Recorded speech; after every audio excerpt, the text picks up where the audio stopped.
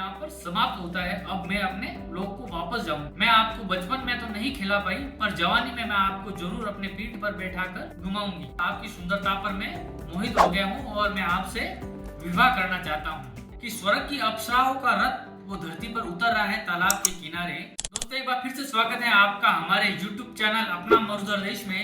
दोस्तों आज की इस वीडियो में मैं आपको बताऊंगा श्री लक्ष्मण अवतार बाबूजी महाराज के जन्म के बारे में।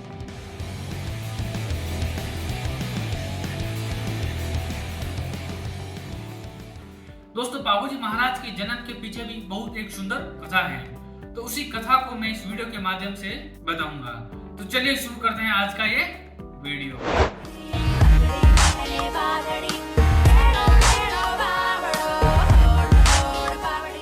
दोस्तों अपने राजस्थान के अंदर जो रणमुक्का राठौड़ है क्षत्रिय कुल के अंदर, उनके जो मूल पुरुष हुए शैतराग जी के पुत्र राव सिंह जी, जो कि बहुत शूरवीर और तेजस्वी योद्धा थे, वो दक्षिण भारत से द्वारिका भ्रमण के लिए आए। द्वारिका भ्रमण के बाद वो पुष्कर घूमे और पुष्कर घूमने के बाद उनको पाली बहुत बढ़िया लगा, इसीलिए वो पाली में ही बस गए।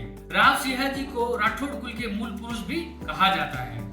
राव सिंह जी के बाद में हुए राव आस्थान जी के बाद हुए राव धांधल देव, और धांधल देव के आंगन में श्री लक्ष्मण अवतार बाबूजी महाराज का जन्म हुआ था।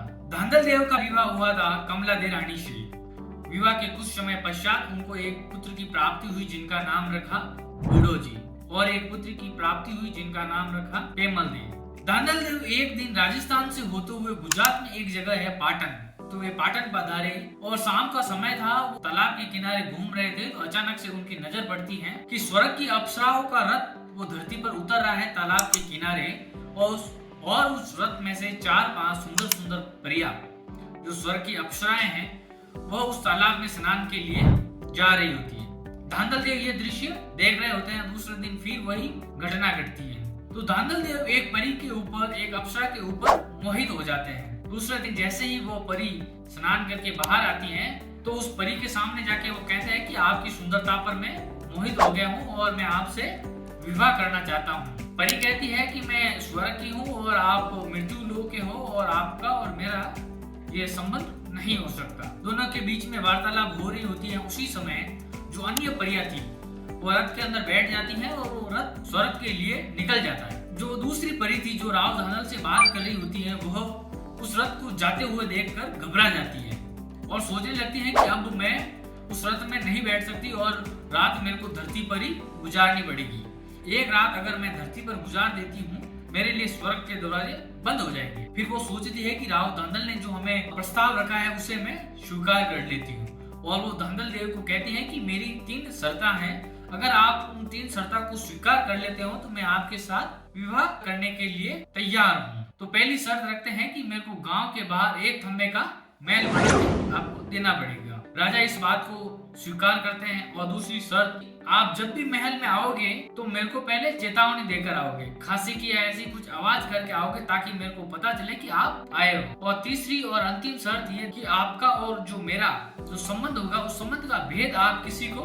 नहीं बताओ, ये आपके और मेरे बीच में ही रहना चाहिए। तो धांधल देव तीनों शर्त मंजूर करते हैं, और धांधल देव और उस परी का पहले के जमाने में गंधर्व विवाह होता था, तो उन दोनों का गंधर्व विवाह हुआ। शर्त के अनुसार राव धांधल ने गांव के बाहर 1 खंबे का महल बना के उस परी को दिया और वो परी वहां पर रहने लगी। राव धांधल शाम होती अपने महल से होते हुए उस परी के जो महल था गांव के बाहर वहां चले जाते और सुबह होते ही अपने महल में वापस आ जाते। ऐसे ही समय बीतने लगा और समय बीतने के साथ उस परी का गर्भ ठहरा। उसी परी के गर्भ से लक्ष्मण अवतार श्री बाबूजी महाराज का जन्म हुआ। बाबूजी महाराज का जन्म विक्रम संवत 1296 के अंदर हुआ था। राजस्थान में एक जगह है जोधपुर जिले के अंदर कोलूमठ, तो कोलूमठ में बाबूजी महाराज का जन्म हुआ। राव धांधल की जो पत्नी थी कमला देव, उसके मन में विचार आए कि जो हमारे पति देव हैं रोज शाम को जाते हैं, सुबह वापस आते हैं, हमें बताते भी नहीं है, आखिर जाते तो जाते कहाँ हैं, हमें इस बात का पता लगाना है। तो इसी विचार से दूसरे दिन जैसे ही राव धांधल